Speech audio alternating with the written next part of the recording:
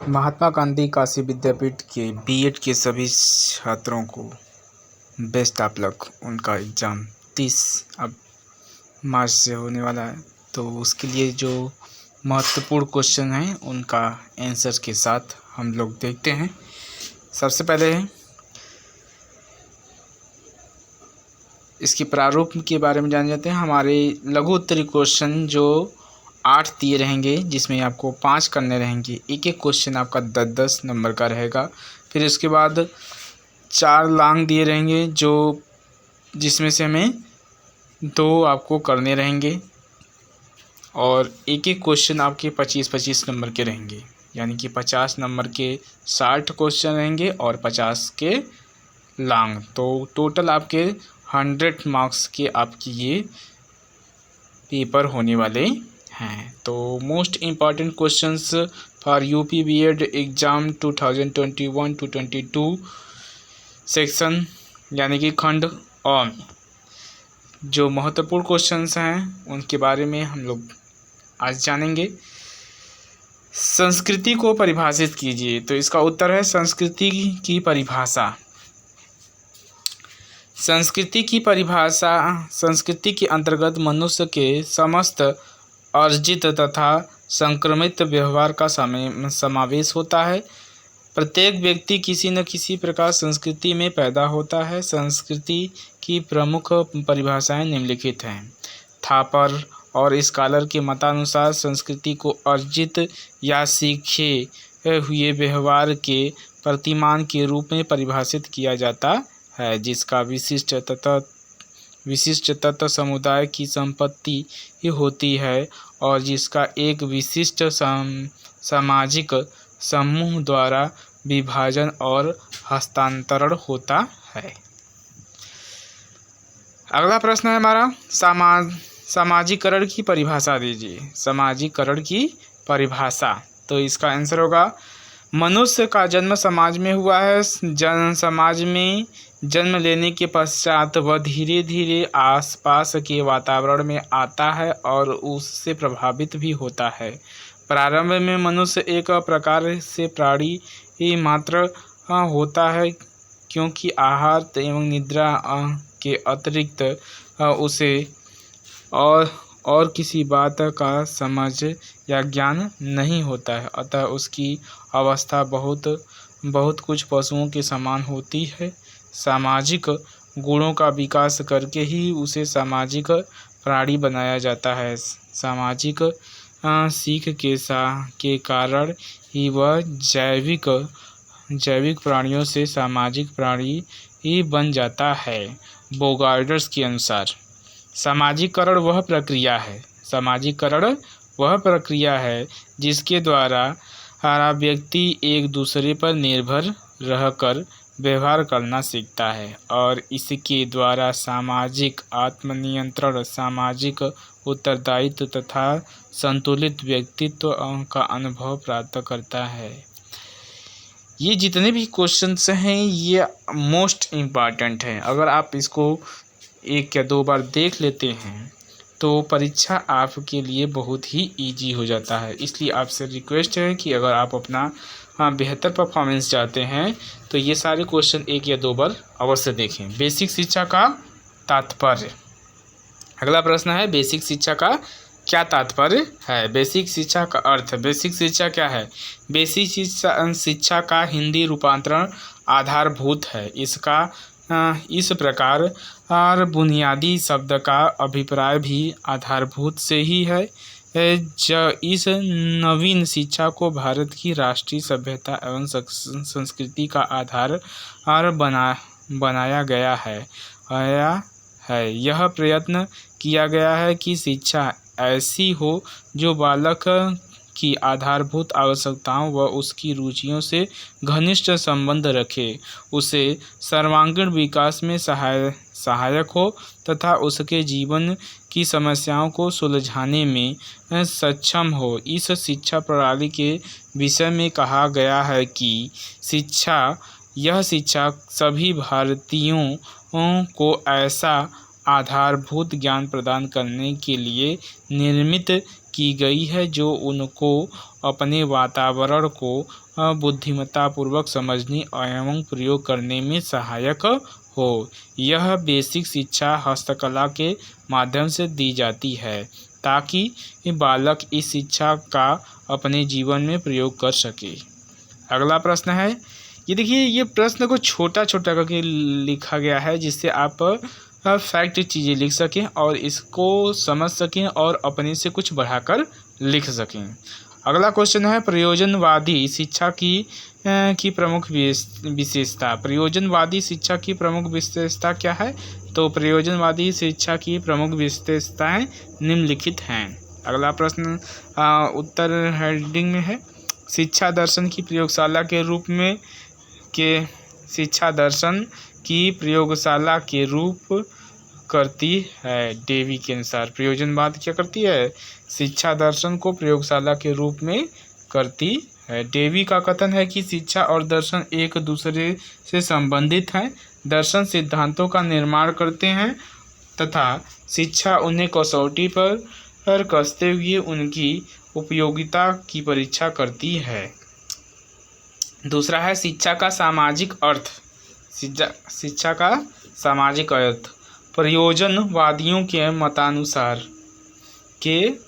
शिक्षा की प्रमुख विशेषताएं उनका सामाजिक कार्य है। मनुष्य एक सामाजिक प्राणी है, उसका सामाजिक विकास होना चाहिए।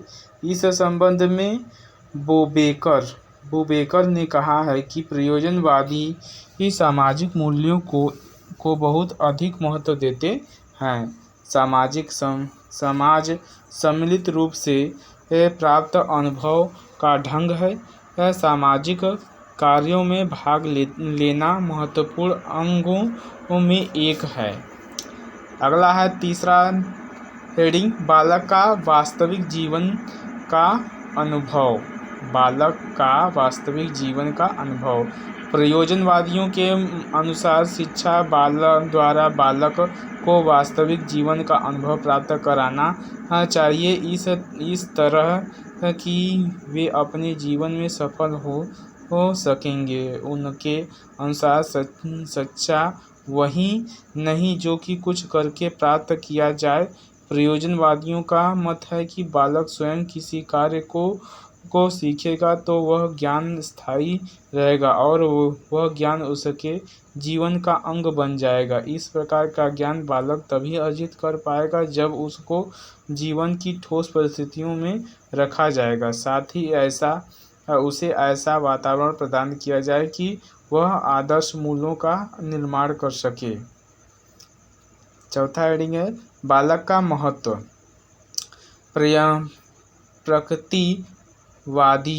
प्रकृतिवादी विचारधाराओं की भांति प्रयोजनवादी भी शिक्षा के क्षेत्र में बालक को अधिक महत्व देते हैं।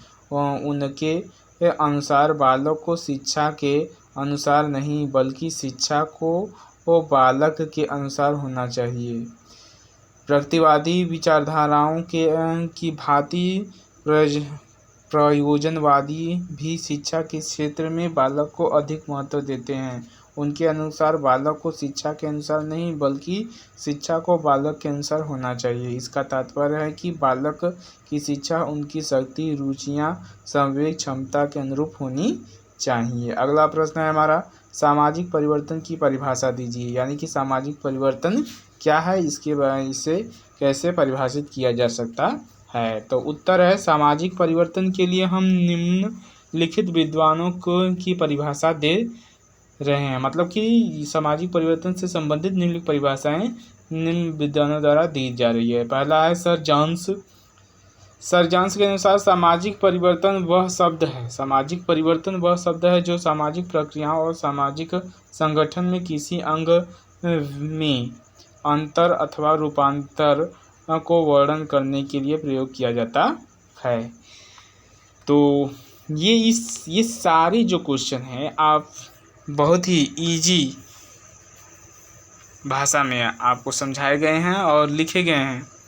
आशा है आपको अच्छे लगेंगे। दूसरा नंबर है, ग्रीन तथा ग्रीन। ग्रीन और ग्रीन के शब्दों में सामाजिक परिवर्तन की परिभाषा। सामाजिक परिवर्तन जीवन की मानी हुई नीतियों में होने वाले परिवर्तनों को कहते हैं, चाहे वे परिवर्तन भौगोलिक दशा में परिवर्तन हो या सांस्कृतिक साधनों में अथवा जनसंख्या की रचना या सिद्धांतों में परिवर्तन हो अथवा प्रयास में अथवा समूह के अंदर ही ये आविष्कारों के फलस्वरूप ही हुए हों। आविष्कारों के फलस्वरूप क्यों न हुए हों, ये सभी क्या है, सामाजिक परिवर्तन होते हैं। मेरिल तथा एंड्रेस के अनुसार सामाजिक परिवर्तन का अर्थ है कि वह बड़ी संख्याओं में व्यक्ति ऐसे कार्य कर रहे हों जो कुछ दिनों पहले अथवा उनके पूर्वजों के कार्य से भिन्न है, अर्थात जब मानव व्यवहार संशोधित हो रहा हो तो वह सामाजिक परिवर्तन का संकेत है। अगला क्वेश्चन है हमारा 7वां क्वेश्चन है, दर्शन और शिक्षा के संबंध की चर्चा कीजिए। दर्शन, शिक्षा और दर्शन का संबंध। डॉक्टर राधाकृष्णन का कथन है, दर्शन यथार्थता के स्वरूप का तार्किक ज्ञान है।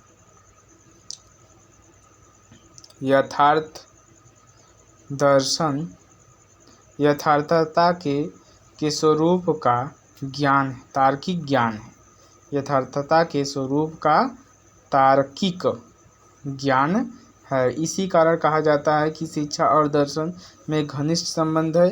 शिक्षा की प्रक्रिया व्यक्ति को अपने जीवन में पूर्ण बनाने का प्रयास करती है। व्यक्ति को पूर्ण बनाने और उसके विकास के लिए अनुभव आवश्यक होता है। दर्शन अनुभव प्राप्त कराने में विशेष रूप से सहायता प्रदान करता है। स्पष्ट है कि शिक्षा और दर्शन में घनिष्ठ संबंध है। बिना दर्शन की सहायता से शिक्षा को पूर्णता नहीं मिल सकती है। शिक्षा दर्शन की एक शाखा है। शिक्षा दर्शन ऐसे सब प्रश्नों से संबंधित है जैसे शिक्षा क्या है, शिक्षा के क्या उद्देश्य हैं, शिक्षा किस प्रकार दी जानी चाहिए आदि। शिक्षा दर्शन से संबंधित अनेक समस्याओं पर गंभीरता से विचार करता है और उसका समाधान भी करता है। शिक्षा दर्शन के उद्देश्यों के विषय में कनिंघम ने इस प्रकार लिखा है, शिक्षा दर्शन अनेक दार्शनिक विचारधाराओं द्वारा निकाले गए सिद्धांतों के प्रयोग के रूप में इन विचारधाराओं से भिन्न समस्याओं की खोज के लिए निर्देशन लेता है। निम्नलिखित पंक्तियों में हम स्पष्ट करेंगे कि दर्शन किस प्रकार शिक्षा को प्रभावित करता है और शिक्षा किस प्रकार दर्शन को प्रभावित करता है। यानी कि शिक्षा और दर्शन एक दूसरे पर डिपेंड हैं और वे कैसे एक दूसरे को प्रभावित करते हैं, आइए जानते हैं। पहला हेडिंग है, दर्शन शिक्षा का पूरक है। दर्शन शिक्षा का पूरक है। इसका मुख्य कारण यह है कि शिक्षण कला दर्शन के अनुभव से पूर्णता प्राप्त करने में असमर्थ रहती है। जर्मन दार्शनिक थेके के अनुसार दर्शन के अभाव में शिक्षा की कला पूर्ण स्पष्ट प्राप्त नहीं कर सकती है। दूसरा है, दर्शन शिक्षा का आधार है। दर्शन क्या है? शिक्षा का आधार है। शिक्षा का आधार दर्शन है। जेंटाइल के अनुसार बिना दर्शन की सहायता से शिक्षा प्रक्रिया सही मार्ग पर अग्रसर नहीं हो सकती है। तीसरा है हमारा, दर्शन शिक्षा की अमूल्य सहायता करता है। दर्शन शिक्षा की अमूल्य सहायता करता है। तो इसमें का दर्शन शिक्षा की अमूल्य सहायता करता है। बटलर के शब्दों में दर्शन शिक्षा के प्रयोग के लिए एक पथ प्रदर्शक है। शिक्षा अनुसंधान के क्षेत्र के रूप में दार्शनिक निर्णय हेतु निश्चित सामग्री को आधार के रूप में प्रदान करती है। तो ये था हमारा मोस्ट इम्पॉर्टेंट क्वेश्चंस